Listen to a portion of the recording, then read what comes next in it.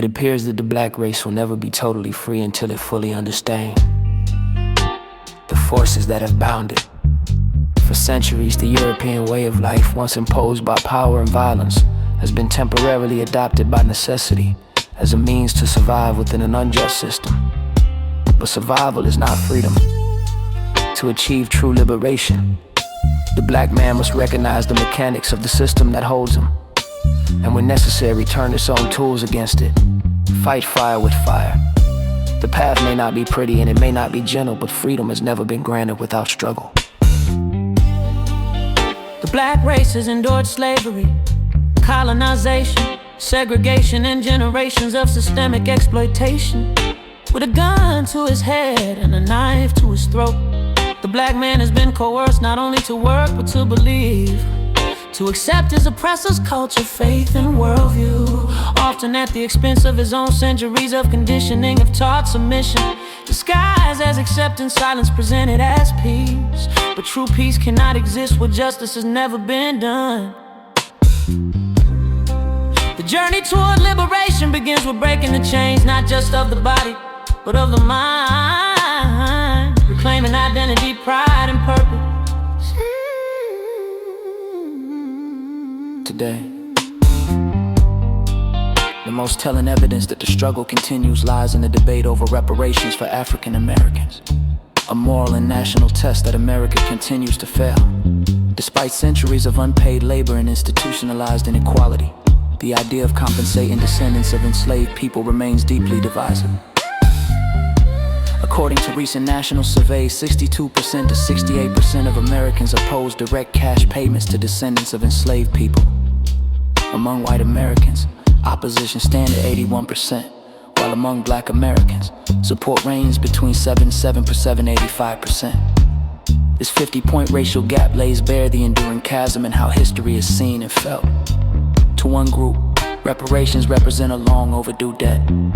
To the other, an uncomfortable reckoning with privilege and guilt. Even when proposals shift from direct payments to more symbolic or indirect forms, such as educational scholarships, housing programs, or community investments, support barely climbs to around 48%.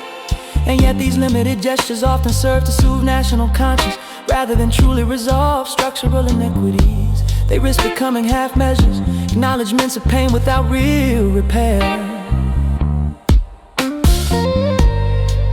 This public resistance reveals a deeper truth. America is a nation still unwilling to confront the full weight of its past. The denial of reparations is not simply a political stance. It's a reflection of moral hesitation, a refusal to translate empathy into action. It exposes the same instinct that once denied black humanity, now repackaged as neutrality or indifference. But history will not be silent. Younger generations, more diverse, more conscious, and more courageous in their moral imagination, are beginning to break the cycle of denial. Their growing support for reparations and racial equity signals a possible turning point, a future in which justice is no longer deferred. Yet freedom, as always, will not come by waiting for permission. It will come through unity, truth-telling, and an unflinching demand for what is rightfully owed. We have studied the oppressor's ways, his methods of control, his manipulation of power, his rewriting of history. And now we understand what was once used to break us can be reshaped to build us. We will fight fire, not with hatred, but with knowledge, not with submission, but with strategy, not with fear, but with faith in ourselves. Let it be known, the measure of a just nation is how it responds to its own crimes. America has yet to respond. Public opinion on reparations exposes this truth with brutal clarity. While 77% to 85% of black Americans support reparations for descendants of the enslaved, 81% of white Americans oppose them.